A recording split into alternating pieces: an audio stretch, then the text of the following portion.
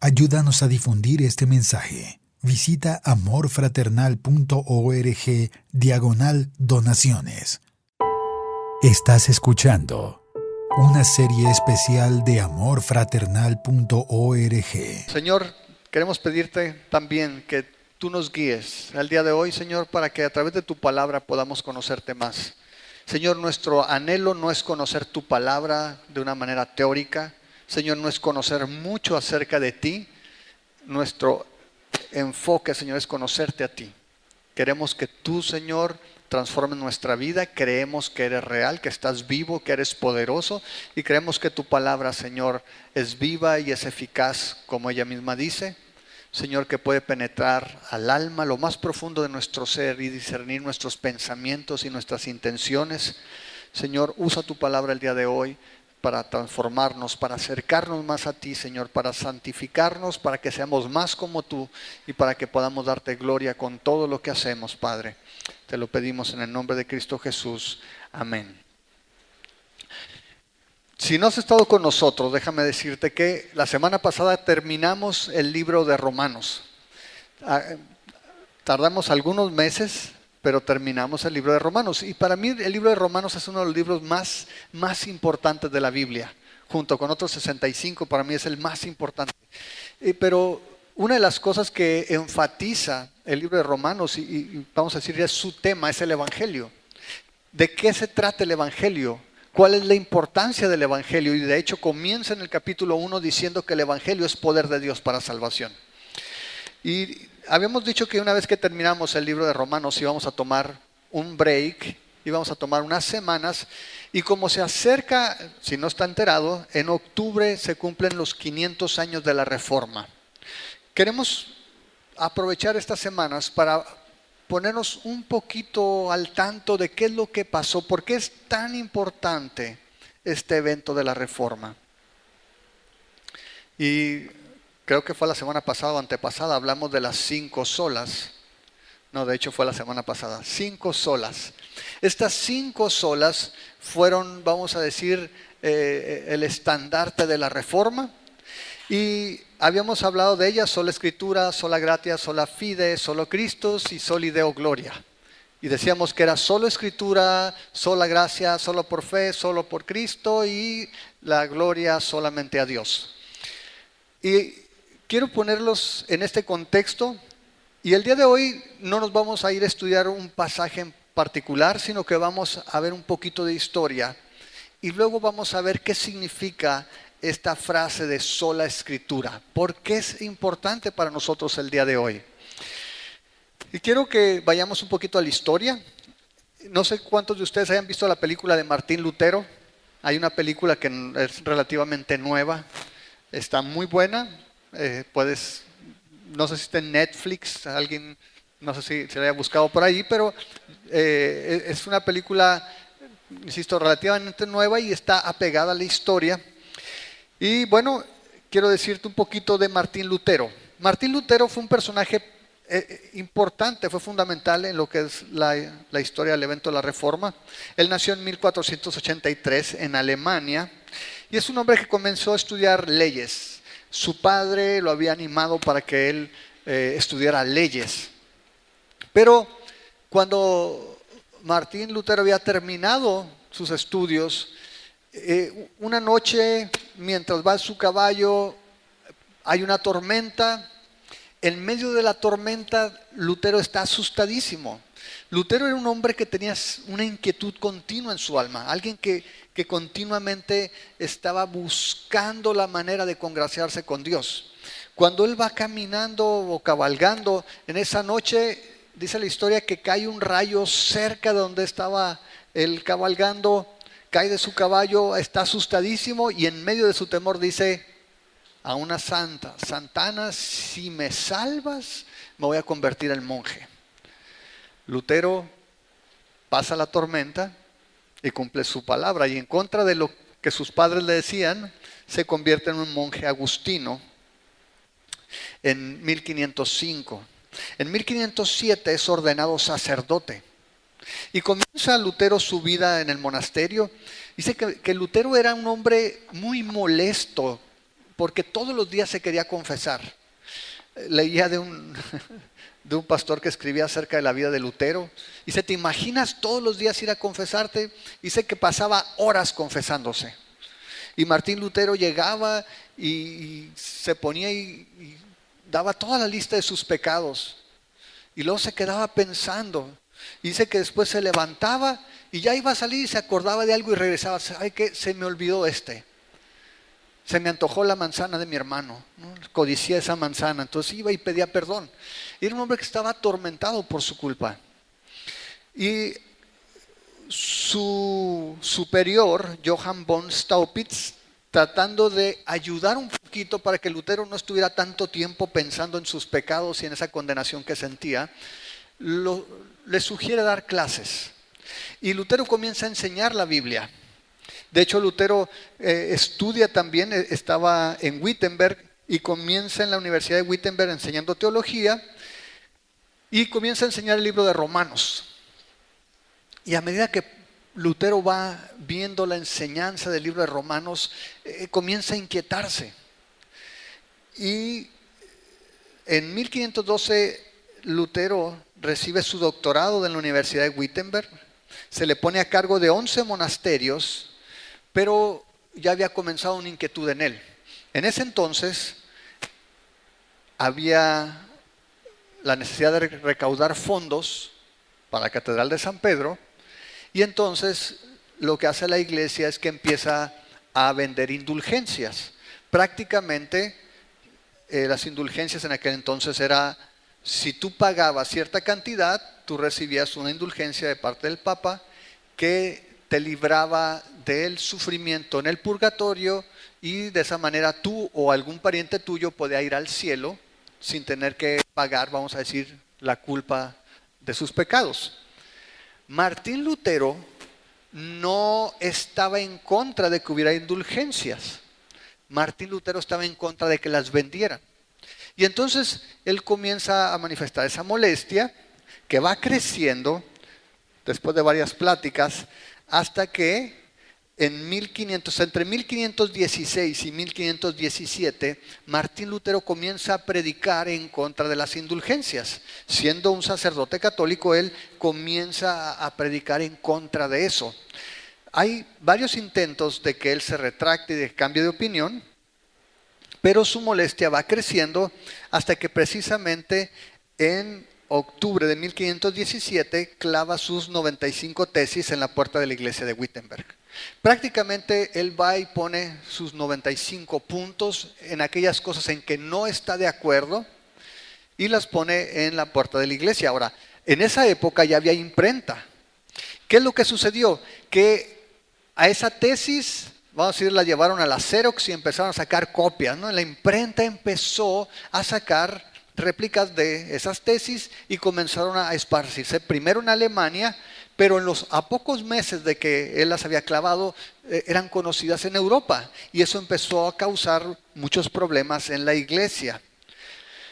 En 1518, el Papa León X ordena que se investigue el caso y termina declarando hereje a Martín Lutero. De hecho, buscando una reconciliación, que Martín Lutero vaya a Roma, pues para hablar con él, que mande una carta, se retracte, pero Lutero no hace ninguna de esas cosas. Así es de que en 1521 se le llama a Lutero para que comparezca en la dieta de Worms, donde pues está el rey, está el papa, están los cardenales, hay un montón de gente, y lo que están esperando es que Martín Lutero se retracte de lo que él escribió. Cuando comparece Lutero, pues hace la defensa de por qué escribe esas cosas. Pero hay una en particular que es la que da pie a lo que conocemos como sola escritura, esa declaración con la que, vamos a decir, empieza en la Reforma este movimiento para considerar la escritura como la autoridad en los asuntos espirituales. Lutero está siendo interrogado y entonces se le pide que se retracte. Y si tú ves la película y si tú lees la historia, dicen que el primer día Lutero dice, ¿saben qué? No puedo dar una respuesta ahorita. Y Lutero está todo asustado. Está ante todas las autoridades terrenales allí. Dice, puedo pensarlo. Y pide un día para pensarlo. Y dice la historia que esa noche Lutero se la pasó orando, pataleando, en agonía literalmente. Pero al día siguiente Lutero da la respuesta que estaban esperando. Y esta es la respuesta de Lutero cuando se le pide que se retracte. A menos que no esté convencido mediante el testimonio de las Escrituras o por razones evidentes, ya que no confío en el Papa ni en su concilio, debido a que ellos han errado continuamente y se han contradicho, me mantengo firme en las Escrituras, a las que he adoptado como mi guía. Mi conciencia es prisionera de la palabra de Dios y no puedo ni quiero revocar nada, reconociendo que no es seguro o correcto actuar contra la conciencia. Que Dios me ayude. Amén. Esa fue su respuesta. A partir de allí, Lutero sale y lo estaban esperando para matarlo. Pero también el Señor había provisto gente, tuvo un protector, Federico de Sajonia, que prácticamente lo secuestró cuando iba de camino de regreso. Se lo llevó a su palacio y ahí lo tuvo guardado, mientras Lutero traducía al alemán las Escrituras, que después salieron a la luz pública para que la gente común pudiera leer la Biblia. En esta época la Escritura no estaba accesible a la gente. Es más, casi no estaba accesible a los sacerdotes. Muy poca gente tenía acceso a la Escritura. Y a partir de este argumento de Lutero, se estaba atacando la autoridad de la tradición y se estaba estableciendo solamente como autoridad final en asuntos espirituales la palabra de Dios, la Biblia.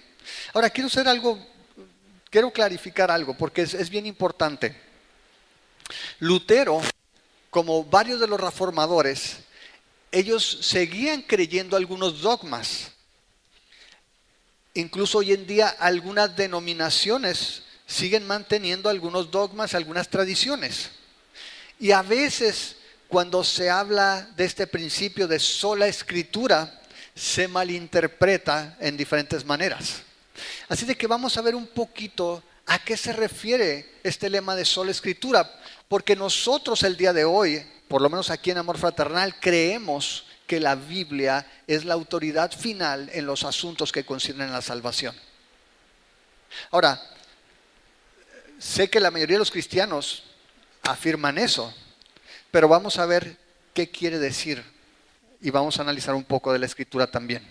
Entonces, cuando Lutero estaba diciendo que él se iba a pegar solamente a lo que la Escritura decía, no estaba afirmando que todas las cosas que él quería saber estaban en la Escritura. Estaba hablando básicamente de aquello que concierne a la salvación, aquello que concierne a la revelación de Dios.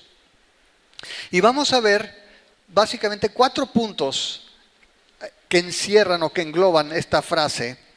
Podemos ver muchas cosas más, pero vamos a ver 4 puntos que encierran esta frase de sola escritura. Primero que nada vamos a ver la autoridad, luego vamos a ver la claridad como número 2, como número 3 vamos a ver la suficiencia y como número 4 vamos a ver la eficacia. Entonces, autoridad número 1, claridad número 2, suficiencia número 3 y eficacia número 4. ¿Por qué decimos que la palabra de Dios es la última autoridad? Bueno, primero, todos los que estamos aquí, para poder continuar adelante necesitamos creer algo, necesitamos tener una premisa, y es que Dios ha hablado al hombre. Dios no se ha quedado sin dejar testimonio a los hombres. Tú y yo podemos conocer a Dios porque Dios nos ha hablado. En la Biblia tú vas a encontrar que en el libro de Hebreos, en el capítulo 1, se nos dice que Dios ha hablado a través de la historia.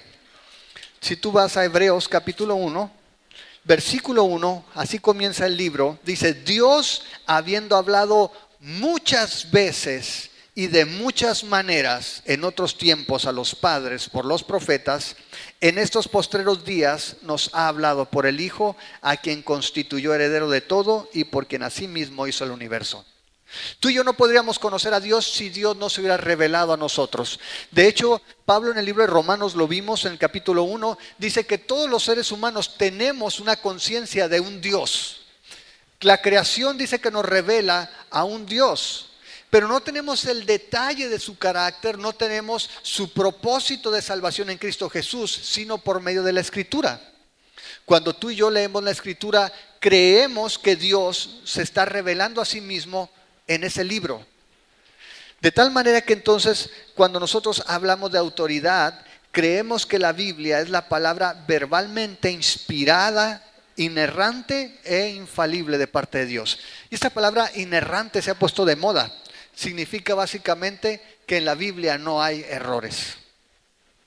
Ahora, no significa que no vayas a encontrar una falta de ortografía en tu edición impresa. Se refiere a que el mensaje que Dios dio no tiene contradicción, no tiene falla en él. Cuando nosotros creemos eso, entonces estamos dándole a la Biblia la autoridad suprema sobre la fe y la enseñanza. Ella es la autoridad que determina lo que nosotros creemos y es la que determina si una enseñanza acerca de Dios es verdadera o es falsa.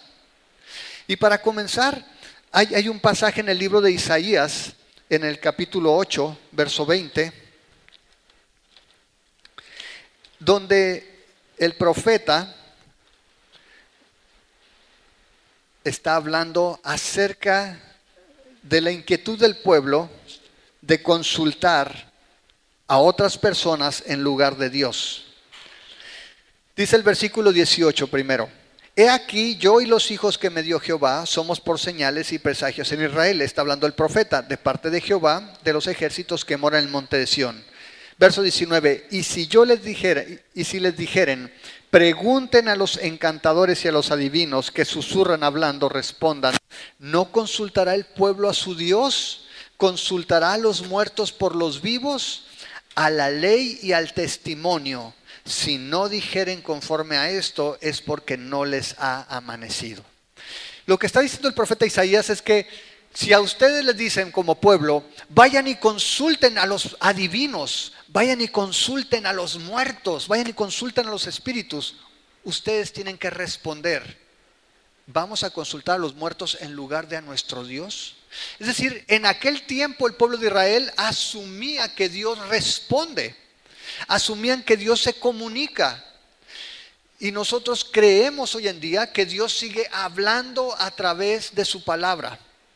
Y la nueva traducción viviente dice, el mismo pasaje 8:20 dice, bueno, de hecho esta es la nueva Biblia latinoamericana, dice, a la ley y al testimonio. Si ellos no hablan conforme a esta palabra, es porque no hay para ellos amanecer. Y otra versión dice, buscan las instrucciones y las enseñanzas de Dios. Quienes contradicen su palabra están en completa oscuridad.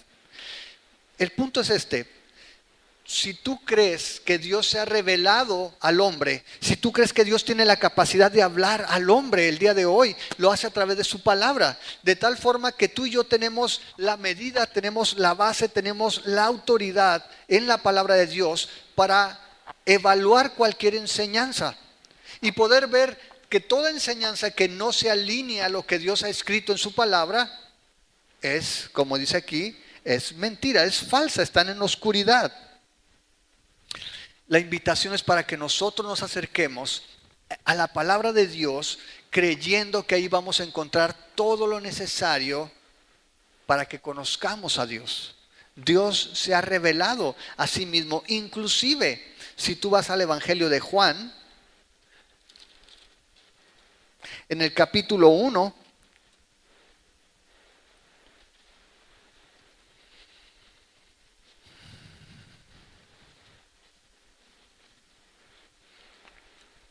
el verso 14 dice, y aquel verbo, acuérdate, está hablando de Jesús, el verbo, la palabra, dice el verso 14, y aquel verbo fue hecho carne y habitó entre nosotros y vimos su gloria, gloria como la del único Hijo del Padre, lleno de gracia y de verdad.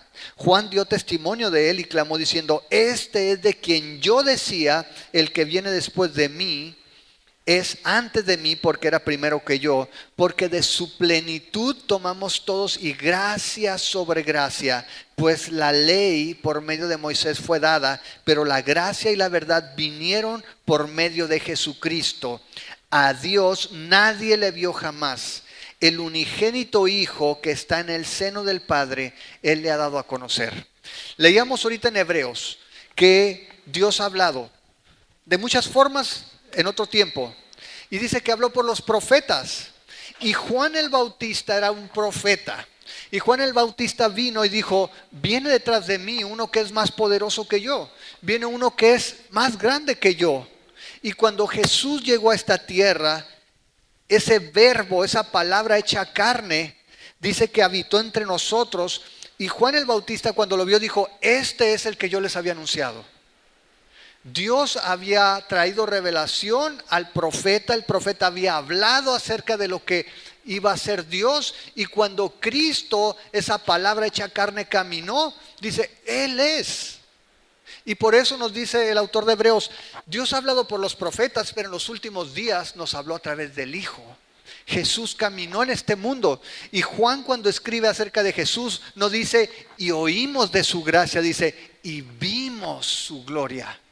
Y lo vimos lleno de gracia y de verdad. Es más, dice, es Juan el apóstol, dice: a Dios nadie lo vio, jamás. Pero Jesús lo dio a conocer. La palabra hecha carne que estuvo entre nosotros nos dio a conocer a Dios. Tú y yo estamos aquí porque creemos que Dios sigue hablando. Que cuando tú y yo abrimos este libro, encontramos la autoridad final en lo que a Dios concierne, en lo que es a la manera de conocerlo y la forma de evaluar cualquier enseñanza, si es verdadera o si es falsa. Por eso el llamado que nos hace esta frase de sola escritura es a que vayamos, nos acerquemos a la palabra para encontrar seguridad. El día de hoy yo decía que la mayoría de las iglesias predican la palabra de Dios, pero no todas creen que la palabra de Dios sea la verdad definitiva. Cuando nosotros decimos que la palabra de Dios es la autoridad final, es que estamos poniendo protección en la iglesia, en la enseñanza de la Escritura. Nosotros no creemos nuevas revelaciones. No creemos que haya apóstoles en el sentido del Nuevo Testamento. No creemos que haya hombres el día de hoy que vengan y tengan autoridad para establecer nueva doctrina. No creemos que hay profetas en el sentido del Antiguo Testamento, hombres que vengan y hablen de parte de Dios una nueva revelación. Ninguna enseñanza nueva es bíblica. Nuestra enseñanza, lo que nosotros creemos que Dios ha establecido, lo ha dejado en su palabra. Y de tal manera que podemos contrastar cualquier enseñanza con lo que Dios ha establecido. Creemos que Dios sigue hablando con el don de profecía, sí, pero la Escritura, nada aparte de la Escritura. Creemos que el don de profecía está vigente, sí, conforme a la Escritura. Pero no creemos que haya ninguna autoridad por encima de la palabra de Dios. ¿Sí me explico? A eso nos referimos cuando decimos que tiene la autoridad final en asuntos espirituales. Y el día de hoy existen miles de personas que tienen nuevas verdades. Tenemos grupos o sectas que se han apartado de la Biblia con nuevos libros agregados que ellos consideran al mismo nivel o la misma autoridad, o algunos por encima de la Biblia. Nosotros nos apegamos a lo que el Señor nos dejó en su palabra. ¿Ok? Ahora, a pesar del tiempo, si tú vas a Romanos 15, nosotros seguimos creyendo que la palabra de Dios es relevante para el día de hoy. Muchas iglesias piensan que la Biblia ha perdido vigencia Ha dejado de ser relevante, es la palabra de moda, relevante. En el capítulo 15 de Romanos, verso 14 dice, porque las cosas que se escribieron antes, para nuestra enseñanza se escribieron, a fin de que por la paciencia y la consolación de las Escrituras tengamos esperanza. Y han transcurrido miles de años desde que la Escritura se escribió. Sin embargo, creemos que las verdades siguen siendo aplicables para el día de hoy. No tenemos que actualizarlas. No tenemos que buscar con qué complementamos la Escritura para que sea relevante el día de hoy. La Escritura es relevante porque Dios planeó que la Biblia fuera la base de autoridad en la iglesia. Fue para nuestro beneficio y sigue siendo importante y sigue siendo válida para los asuntos espirituales. Si vas a 2 de Timoteo, por favor. Si te tardas mucho puedes anotar los pasajes para que los leas en tu casa. Pero mira lo que dice 2 de Timoteo 3:14. Pero tú persiste en lo que has aprendido y te persuadiste sabiendo de quiénes has aprendido. Y que desde la niñez has sabido las sagradas escrituras, las cuales te pueden hacer sabio para la salvación por la fe que es en Cristo Jesús.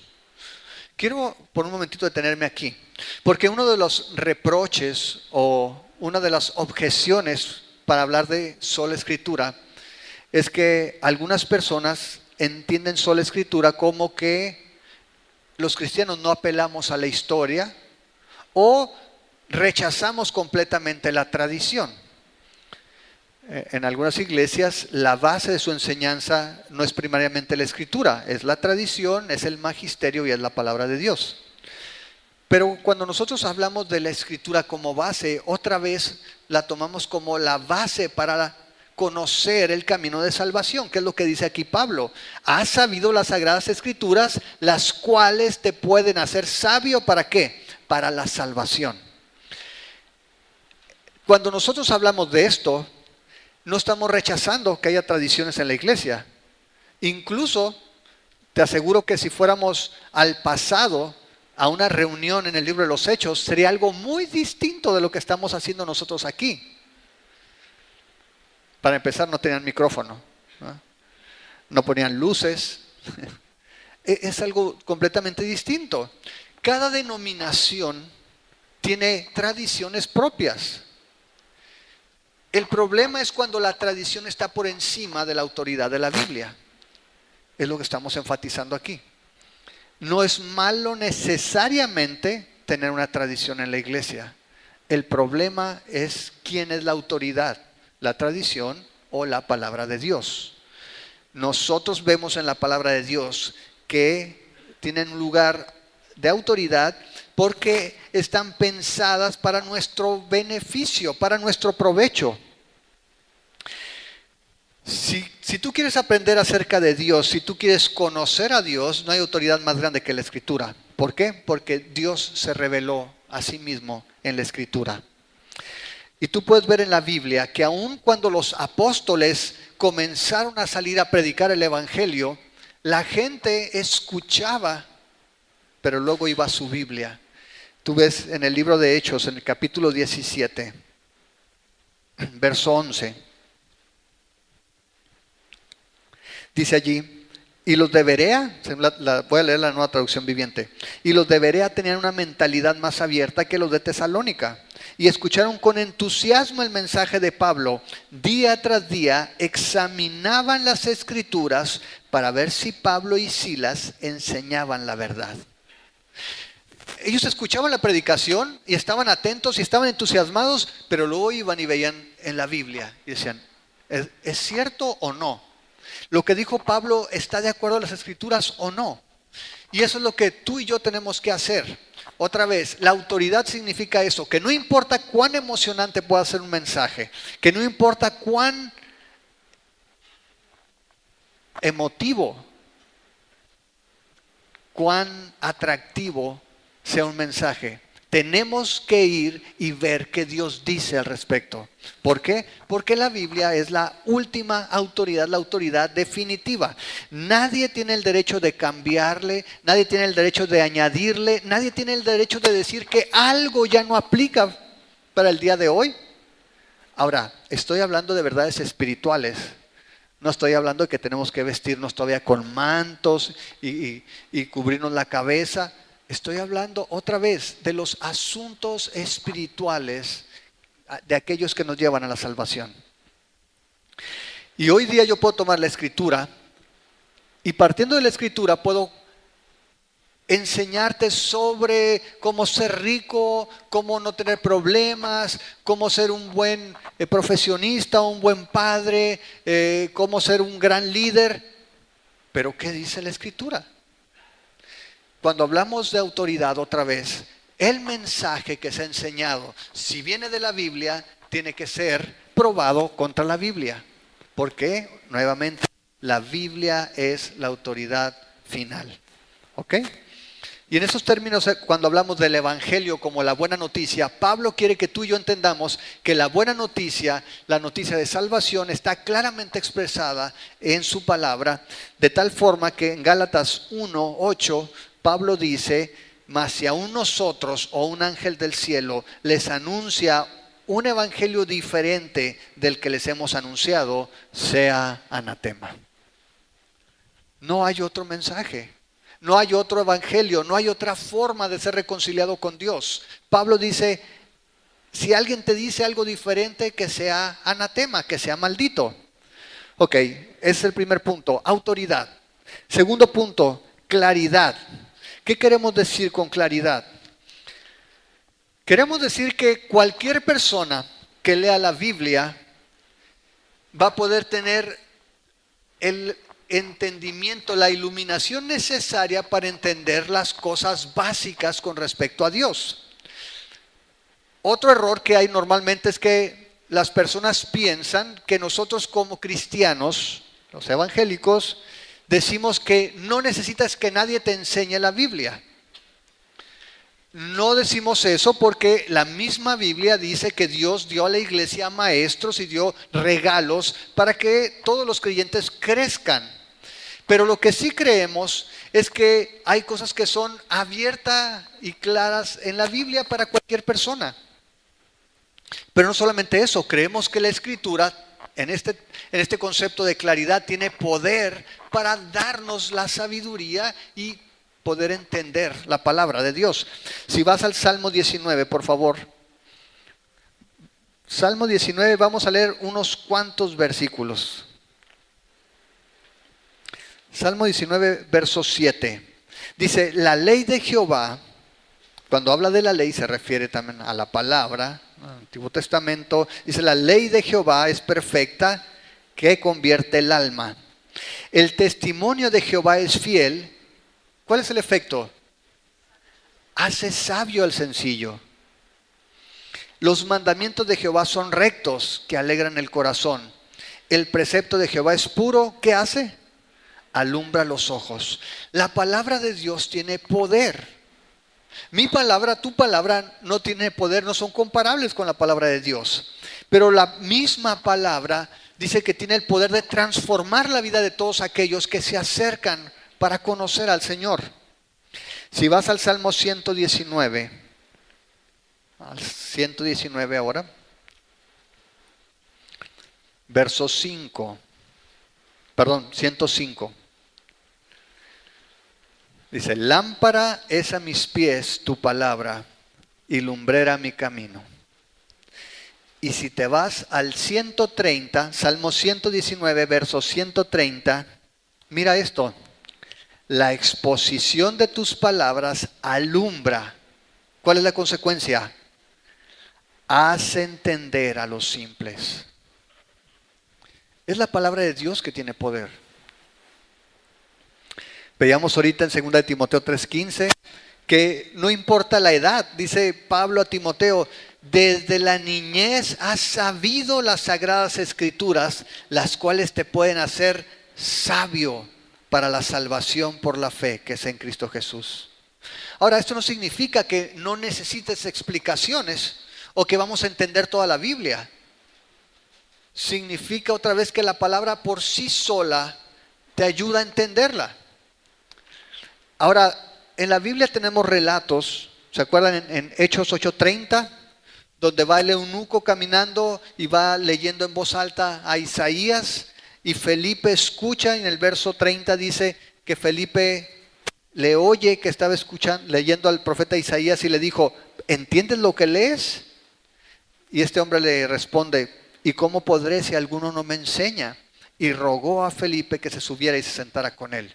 Y Felipe dice que partiendo de allí comenzó a explicarle que Jesucristo era el Mesías. ¿Y qué hizo? El eunuco dijo, ¿qué necesito hacer para bautizarme? Pues que tengas ganas. Ahí hay un charco. Pues órale, ahora para en el carro, y fue y lo bautizó. Cuando le explicó la escritura, cuando le explicó este pasaje que leía de Isaías, el siervo sufriente. La escritura tiene el poder de hacernos entender, de iluminarnos. Por eso hablamos de claridad. No tienes que ser un erudito bíblico para entender Juan 3:16. ¿Qué dice Juan 3:16? Porque de tal manera amó Dios al mundo que ha dado a su Hijo unigénito para que todo aquel que en Él cree no se pierda, mas tenga vida eterna. No necesitas ser un erudito. Hay cosas que no entendemos, pero hay cosas que sin ser una persona instruida podemos obtener claridad en la medida que estudiamos la palabra de Dios. Segunda de Pedro 3:16 reconoce esto, dice, casi en todas sus epístolas, hablando el apóstol Pablo, dice, hablando en ellas de estas cosas, entre las cuales hay algunas difíciles de entender, las cuales los indoctos e inconstantes tuercen, como también las otras escrituras para su propia perdición. Y esto es importante porque algunos pueden decir, oye, pero es cierto, hay gente que lee la Biblia y se tuerce. Es cierto, la Biblia lo dice.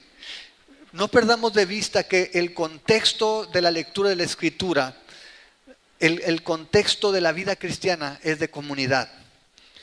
Lo que no quiere decir sola Escritura es que cada quien se vaya a su casa e interprete como quiera. De hecho, ese era un problema en la época de la Reforma. Cuando empieza la Reforma, una de las formas de interpretar la Biblia era alegórica. Cada quien lea y ellos se imaginaban qué podía significar eso. A partir de la Reforma se comienza a interpretar históricamente, y es lo que nosotros predicamos aquí. Toda la Escritura tiene un contexto histórico, toda la Escritura tiene una intención y tiene múltiples aplicaciones, pero solamente tiene un significado. Y la Biblia nos enseña que cuando estamos estudiando la Escritura, Dios ha dado esos regalos para que precisamente toda la iglesia crezca en su capacidad de entender y de explicar la Escritura también. Así de que otra vez, sola Escritura no significa que no necesitamos maestros. Al contrario, nos anima para que estudiemos y vayamos creciendo también para enseñar a otros. Primera de Corintios, capítulo 3, verso 1, Pablo cuando le escribe a los Corintios les dice, de manera que yo, hermanos, no pude hablarles como espirituales, sino como a carnales, como a niños en Cristo. Les di a beber leche y no vianda, porque aún no eran capaces, ni son capaces todavía. Y Pablo toma una analogía y dice, una figura, ustedes en la iglesia en Corinto todavía son muy niños. No puedo hablar de temas profundos con ustedes porque todavía no los entienden. Entonces tengo que hablar cosas sencillas. Y nos habla de un proceso de crecimiento en entendimiento de la Escritura, de las verdades de la fe. Pero volvemos al punto. Creemos que la Biblia, obviamente, solamente a través del Espíritu Santo podemos tener ese entendimiento, pero a través de la Biblia podemos ver estas verdades básicas y poder ir creciendo en comprensión a medida que nos mantenemos estudiando su palabra. ¿Ok? Autoridad, claridad. Número 3, suficiencia. ¿Qué quiere decir suficiencia? Que básicamente la palabra de Dios es todo lo que necesitamos para la fe y para la vida. Estamos hablando de que en la Escritura tenemos todo lo que concierne a Dios y lo que Dios quiere hacer con nosotros también. Nos sirve, número uno, para conocer a nuestro Salvador. Solamente a través de las Escrituras es que nosotros podemos conocer a Jesús. Si vas al capítulo 20 del libro de Juan, al final de su evangelio, Juan hace una clarificación y nos da el objetivo por el cual escribió estas cosas. Dice el capítulo 20, versículo 30. Hizo además Jesús muchas otras señales en presencia de sus discípulos, las cuales no están escritas en este libro, pero estas se han escrito para que creas que Jesús es el Cristo, el Hijo de Dios, y para que creyendo tengas vida en su nombre. Juan lo que estaba diciendo, en mi evangelio no vas a encontrar cada uno de los eventos de la vida de Jesús. Jesús hizo muchísimas cosas, pero estas cosas que te estoy poniendo aquí tienen el propósito de que tú lo creas en Él, de que tú por medio de la fe creyendo en Jesús puedas ser salvo. La Biblia no nos va a responder a cada pregunta que tenemos. ¿Sí estás de acuerdo en eso?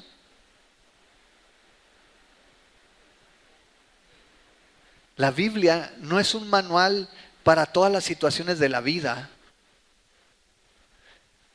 La Biblia te habla de Dios y conociendo a Dios tú puedes decidir en cada situación de la vida, pero no es como el directorio telefónico donde buscas, doctores o un diccionario, y muchas veces así lo hacemos.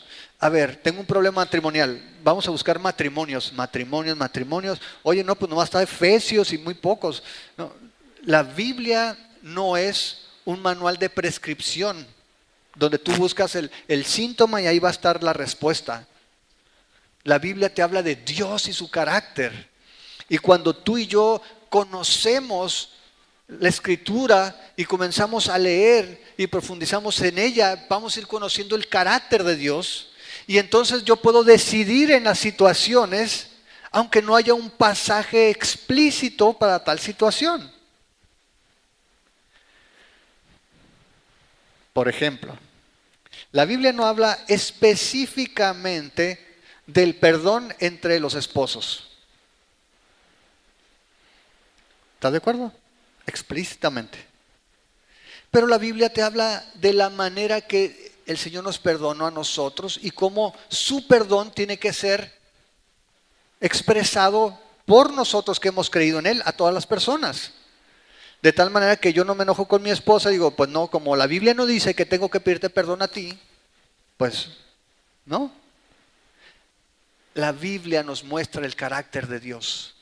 Y tú y yo, conociendo su carácter, sabiendo que somos conformados a su carácter, entonces decidimos.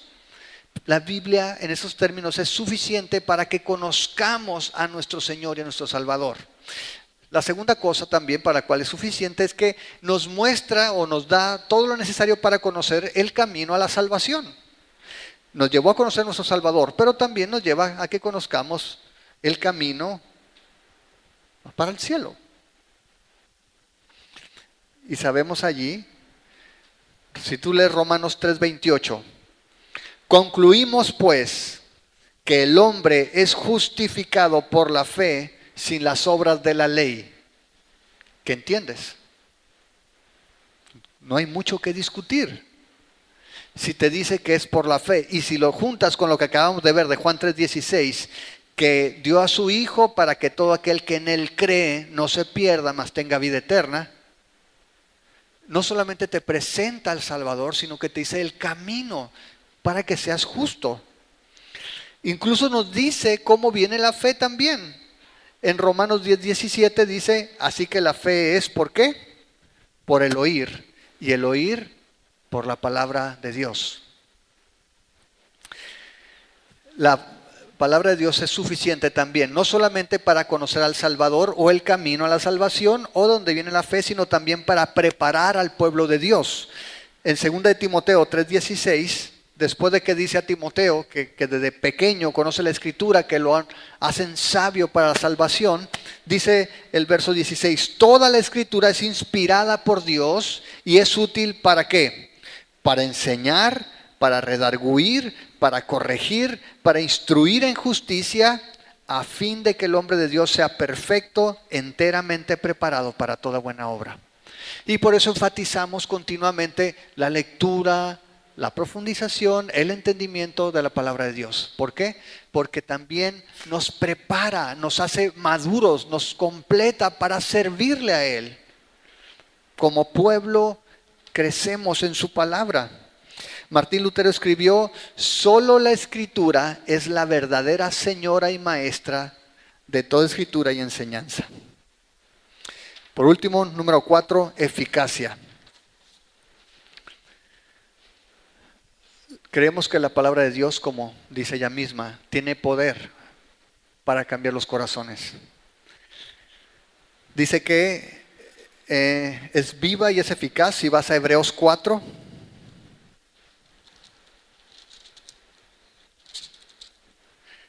dice el versículo 12: porque la palabra de Dios es viva y eficaz y más cortante que toda espada de 2 filos y penetra hasta partir el alma y el espíritu, las coyunturas y los tuétanos, y discierne los pensamientos y las intenciones del corazón. Y no hay cosa creada que no sea manifiesta en su presencia. Antes bien, todas las cosas están desnudas y abiertas a los ojos de aquel a quien tenemos que dar cuenta. Santiago dice también de la Biblia que es como un espejo. Y cuando tú lees la Biblia y contrastas el mensaje y el carácter de Dios con tu vida, te puedes ver como Dios ve. Y la palabra tiene ese poder de ir y penetrar a lo profundo, donde alguien puede parecer muy santo y muy moral por fuera, pero la Escritura va a lo profundo y revela la intención del corazón. Recordemos, hermanos, que Dios no está tan interesado en las apariencias como en las intenciones. Cuando Jesús habló acerca de la ley, Él dijo: ustedes han escuchado que no debes de adulterar, pero yo les digo que si en tu corazón ya miraste a una mujer con codicia, ya adulteraste. El acto solamente es el reflejo de la intención del corazón. La palabra de Dios tiene la capacidad de entrar a lo profundo de nuestro ser. Y dice que escudriña y que separa intenciones. ¿Sí? Dice que pone al desnudo todas las cosas. Ese es el poder que tiene la palabra de Dios. Cuando nosotros hablamos la palabra de Dios, no estamos confiando en la elocuencia de la persona que enseña. No estamos confiando en la capacidad intelectual de las personas que están escuchando. Estamos confiando en el poder que tiene la palabra de Dios para actuar en la vida del hombre. En Romanos, Pablo, decíamos capítulo 1, verso 16, él mencionó una frase, dijo: no me avergüenzo del evangelio. No me avergüenzo de estas buenas noticias. No me avergüenzo de estas palabras que estoy diciendo. ¿Por qué? Porque es poder de Dios para salvación. La palabra de Dios es poder de Dios. Y la palabra de Dios tiene el poder para transformar la vida de los hombres. Tú y yo estamos aquí no porque somos muy inteligentes. Tú y yo estamos aquí no porque tenemos una capacidad superior para entender los misterios de Dios. Tú y yo estamos aquí porque a través de su palabra nuestro corazón ha sido convicto. Ha creído. La palabra de Dios es eficaz. Isaías 55, verso 10 dice: porque como desciende de los cielos la lluvia y la nieve, y no vuelve allá, sino que riega la tierra y la hace germinar y producir, y da semilla al que siembra y pan al que come, así será mi palabra que sale de mi boca. No volverá a mí vacía, sino que hará lo que yo quiero y será prosperada en aquello para lo cual le envié. No significa esto, evidentemente, que cada persona que escucha la palabra de Dios va a creer. Porque cada persona va a reaccionar diferente a la palabra de Dios, pero todos va a tener un efecto. Vas a ver gente que se enoja contra la palabra de Dios. Jesús, cuando predicaba, los fariseos, ¿cómo respondían? De manera hostil. Respondían agarrando piedras. Decían: vamos a matarlo. Pero significa que Dios va a cumplir su propósito cada vez que sale. Acompáñenme por favor al Salmo 119. Nuevamente. Y vamos a ver verso 158. Pocas veces vas a un versículo 158, ¿no? Entonces, Salmo 119 te da esa oportunidad. Salmo 119, verso 158 dice: ver a estos traidores me enferma el corazón, porque no les importa nada tu palabra. Mira cómo amo tus mandamientos, Señor. Por tu amor inagotable, devuélveme la vida. Estoy leyendo una traducción viviente, ¿no? La esencia misma de tus palabras es verdad. Tus justas ordenanzas permanecen para siempre. Gente poderosa me acosa sin razón, pero mi corazón tiembla solo ante tu palabra. Me alegro en tu palabra como alguien que descubre un gran tesoro. Odio y detesto toda falsedad, pero amo tus enseñanzas. Te alabaré 7 veces al día, porque todas tus ordenanzas son justas. Los que aman tus enseñanzas tienen mucha paz y no tropiezan. Y amados, esta es la base. Nosotros hemos creído que la palabra de Dios es la última autoridad y por eso nuestro énfasis en la predicación, en la enseñanza es en la palabra de Dios. Y nuestro anhelo es que podamos llegar y decir como el salmista: me alegro en tu palabra como alguien que descubre un gran tesoro. En Reina Valera dice que encontró los despojos. A eso se refiere, al botín. Sí, me alegro cuando leo tu palabra, es como si encontrara un gran tesoro. Que la palabra de Dios pueda ser nuestro deleite, no solamente nuestra autoridad, sino que sea nuestro deleite, porque creemos que es viva, porque creemos que es eficaz, porque creemos que es en sí misma poderosa para hacer todo aquello que Dios ha planeado hacer. ¿Lo crees? Escuchaste una serie especial de amorfraternal.org. Encuentra más estudios bíblicos en amorfraternal.org. Visítanos en facebook.com/amorfraternal.org.